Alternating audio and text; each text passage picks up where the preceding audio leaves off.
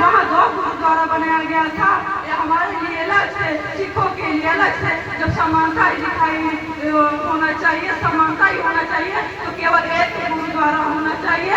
तो दोस्तों, बाबा साहब अम्बेडकर उस समय कुछ बोलते नहीं है, तो बाबा साहब अम्बेडकर जितने भी धर्म स्टैब्लिश हो चुके थे, सभी धर्मों का वो स्टडी करने लगते हैं और वो भी लॉजिकल बेस पर स्टडी करते हैं। और तब बाबा साहब अम्बेडकर 14 अक्टूबर 1956 को बौद्ध धर्म अपनाते हैं। तो बाबा साहब अम्बेडकर कहते हैं, मेरी लड़ाई पैसों के लिए नहीं है, मेरी लड़ाई संपत्ति के लिए नहीं है, मेरी लड़ाई सोने चांदी के लिए नहीं है, मेरी लड़ाई जमीनों के लिए नहीं है, मेरी लड़ाई आत्मसम्मान के लिए है, मेरी लड़ाई समानता के लिए है, मेरी लड़ाई बंधुता के लिए है, मेरी लड़ाई भाईचारा के लिए है, मेरी लड़ाई न्याय के लिए है, मेरी लड़ाई मानवता के लिए है, मेरी लड़ाई शांति के लिए है, मेरी लड़ाई करुणा के लिए है, मेरी लड़ाई प्रेम मोहब्बत के लिए है। और ये सारी चीज मुझे बौद्ध धर्म में मिला, इसलिए मैंने बौद्ध धर्म को अपनाया। तब वहीं पर जब बाबा साहब अम्बेडकर ऐसा बोलते हैं, तो वहीं पर केसरी का एक पत्रकार मौजूद था।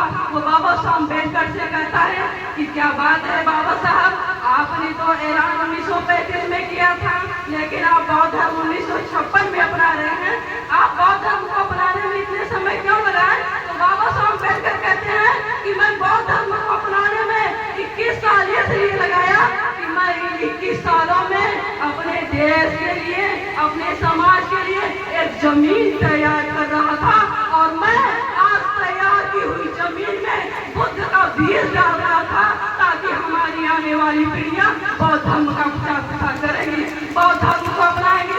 दोस्तों, मुझे छत्तीसगढ़िया सबसे बढ़िया जो सर आए हैं छत्तीसगढ़ से, उनसे भी मैं बहुत कुछ सीखना चाहती हूँ। तो मैं अपनी बात को खत्म करती हूँ कि गिरा जहाँ पर खून वहाँ का पत्थर पत्थर जिंदा है, गिरा जहाँ पर खून वहाँ का पत्थर पत्थर जिंदा है, जिस्म नहीं है मगर नाम का अक्षर अक्षर जिंदा है। जीवन की यह अमर कहानी अक्षर अक्षर गढ़ लेना, जीवन की यह अमर कहानी अक्षर अक्षर गढ़ लेना। और सारे कभी सो जाए सम्राट अशोक महान को पढ़ेगा, सारे कभी सो जाए सम्राट अशोक महान को पढ़ लेना। दुनिया में इतनी जो शोहरत है वो तथागत गौतम बुद्ध और बाबा साहब की बदौलत है। दुनिया में इतनी जो शोहरत है वो तथागत गौतम बुद्ध और बाबा साहब की बदौलत है।